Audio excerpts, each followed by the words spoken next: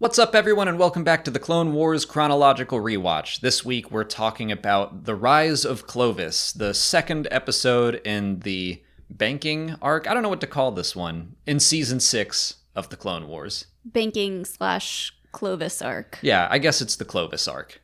We haven't seen him in a while, but you know that if Clovis is around, Anakin's going to be acting like a crazy person, which this episode is all about. Mm-hmm. It is all about how chaotic Anakin is, and it is the theme of it is just that jealousy is the path to chaos, which, yeah, that tracks for Anakin. That definitely tracks in this episode because Anakin and Clovis literally get into a fist fight.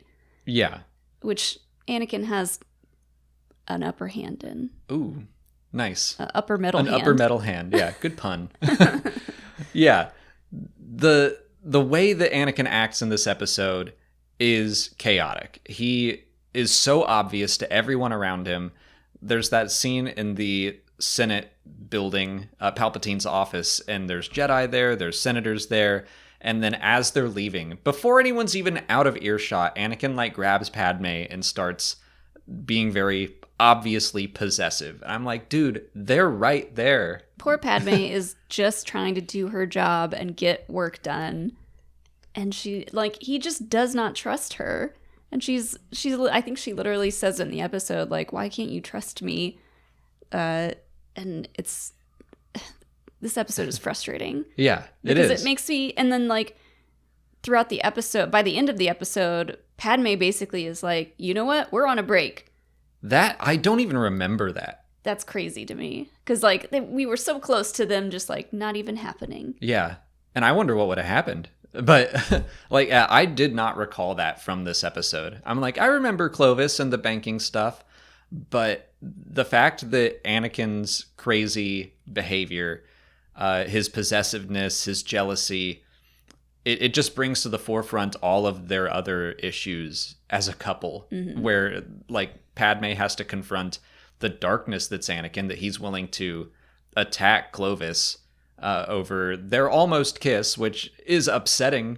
But he opened the door and she's going, "No, Clovis," and he is just so not blinded, he's deafened, I guess, by rage. Yeah, I mean, Clovis is definitely problematic in his own way. Oh yeah, for sure. So poor Padme, she just caught in the middle of these guys that are just blinded by their need for love and affection. Padme is trying to make the galaxy a better place, and these boys won't stop fighting over her. And it sucks because Padme tells Anakin, we're living a lie. Our relationship mm-hmm. is built on deception and lies.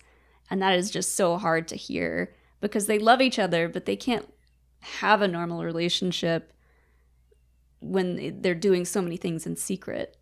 And I think this is one of the best Clone Wars episodes where they talk about kind of the Jedi and attachment and how it leads to possessiveness, because Obi-Wan goes to visit Anakin and he's like, clearly something's wrong. Mm-hmm. And by the way, watching this after reading the book Brotherhood by Mike Chen adds a whole extra dimension to it, mm-hmm. because Brotherhood basically confirms from the start that Obi-Wan's there's something going on between Anakin and Padme. He doesn't know they're married, but he recognizes that Anakin is in the same situation as he and Satine were. Mm-hmm. But he's I worked through that on my own. Anakin probably will do the same. And he just never fully confronts Anakin. Yeah, hearing Obi-Wan talk about Satine in this episode was it was pulling at my heartstrings. Yeah. Where he's I know how you feel. Mm-hmm. And he's I know what you're doing. And it's okay. He kind of gives him that out. But obviously, Anakin thinks they've gone too far. They're living this lie. So he can't fully open up to Obi-Wan and just drop the whole, we're married bomb. Because mm-hmm. Obi-Wan's just kind of I know you're harboring some feelings. And that might be it. But on the other hand, Clovis, there's a similar scene where Clovis and Padme kind of confront each other, and Clovis is there's something going on with you and that Jedi, right? Mm-hmm. It's just everyone can see it. He basically brings up the idea of blackmailing her or him, I guess, because of their relationship. he kind of skirts that line. And then he also is like, oh, well, if you're not in a relationship, then what's to stop us from doing this? And tries to kiss her. And it's just, Clovis, you bold man. oh, man, yeah. And she's immediately just like, no, ew. Or maybe you said that. I said no, ew. She probably should have said no, ew. She definitely said no. I think she's too kind to include the ew. Yeah. But yeah, kind of to go back to Obi-Wan talking about how Jedi are allowed to have these feelings. It's just that attachment leads to jealousy. And then in Revenge of the Sith, Yoda tells him jealousy is the shadow of greed. And that's what it really comes down to, is that Anakin is greedy. He wants all of Padme all the time, will not share her for any reason, like with the galaxy to do her job. But it's like he just doesn't trust her. He could share her, and he does share her, but like the fact that he doesn't trust her with Clovis is really frustrating. Yeah. It's just, this is a good episode to show how much jealousy is ingrained in the dark side, and that it is a path to the dark side. That jealousy, greed, anger, I think that's exactly kind of what Lucas put out, that Yoda's speech in The Phantom Menace of fear leads to anger, anger to hate, hate to suffering. But if you're greedy and you have something and you don't want to share it, you're attached to it, that you start to become afraid that someone like Clovis will come along and take that thing or person away from you. And then you get angry at that person.